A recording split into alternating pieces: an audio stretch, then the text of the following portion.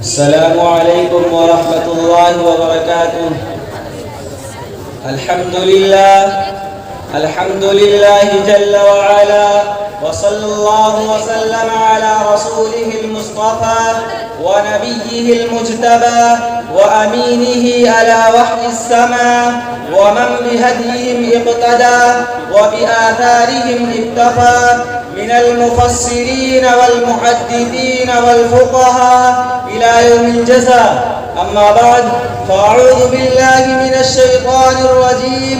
بسم الله الرحمن الرحيم. إنا نحن نزلنا الذكر وإنا له لحافظون. وقال تعالى: ولقد يسرنا القرآن للذكر فهل من مدكر. وقال النبي صلى الله عليه وسلم: خيركم من تعلم القرآن وعلمه، أو كما قال عليه الصلاة والسلام. صدر محترم، حضرات اساتذہ کرام و معزز مہمانان اعزام و عزیز ساتھیوں، قرآن کریم دنیا کی تمام کتابوں میں سب سے افضل اور سب سے صحیح کتاب ہے۔ قرآن کریم ہی دنیا کی وہ واحد کتاب ہے جس کی حفاظت کا انتظام خود اللہ جل جلالہ نے اپنے ذمے لیا ہے۔ قرآن کریم کی شرافت کے بارے میں علامہ ابن کثیر رحمۃ اللہ علیہ فرماتے ہیں: انزل اشرف الکتب باشرف اللغات على اشرف الرسل لسفارة اشرف الملائکہ وكان ذلك في اشرف بقاع الارض۔ قرآن کریم میں شرافت کی ساری جہتیں جمع ہو گئی ہے۔ کتاب بہترین، زبان سب سے اشرف یعنی عربی، رسول سب سے اشرف نبی آخر الزمان صلی اللہ علیہ وسلم، واسطہ سب سے اشرف فرشتہ جبرائیل علیہ السلام، نزول کی ابتدا ہوئی زمین کے سب سے بہترین ٹکڑے مکہ المکرمہ میں اور بہترین مہینہ رمضان المبارک میں۔ قرآن کریم کا پڑھنا پڑھانا اور اس کو یاد کرنا بہت بڑے ثواب کا کام ہے۔ قرآن کریم کا حفظ کرنا ایک اہم عبادت ہے اور اس عبادت کے ذریعے حافظ قرآن رضا الہی کو چاہتا ہے۔ اس لیے حافظ قرآن کو چاہیے کہ قرآن کریم کو یاد کرتے وقت وہ اپنی نیت کی تصحیح کر لے تاکہ اللہ تعالیٰ نے حافظ قرآن کو جو مقام دینے کا وعدہ کیا ہے وہ اس کا حقیقی مستحق ہو سکے۔ چنانچہ اللہ تعالیٰ نے حافظ قرآن کو دنیا و آخرت میں خصوصی امتیاز سے نوازا ہے۔ ایک حدیث میں ہے کہ ابو مسعود انصاری رضی اللہ تعالیٰ عنہ کہتے ہیں کہ رسول اللہ صلی اللہ علیہ وسلم نے ارشاد فرمایا: لوگوں کی امامت وہ شخص کروائے جو قرآن کریم کا سب سے زیادہ پڑھنے پڑھانے والا ہو، یعنی وہ حافظ قرآن ہو۔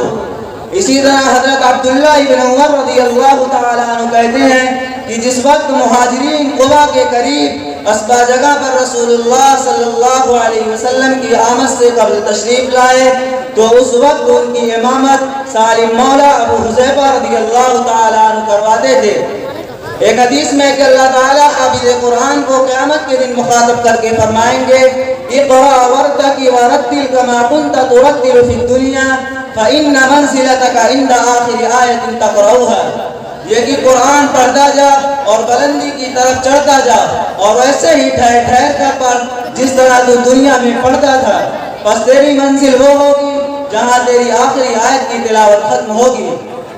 اسی طرح اس قرآن کریم کے پڑھنے پڑھانے والے اور یاد کرنے والے کو وہ ملنے والا ہے جس کا ایک عام آدمی گمان بھی نہیں کر سکتا۔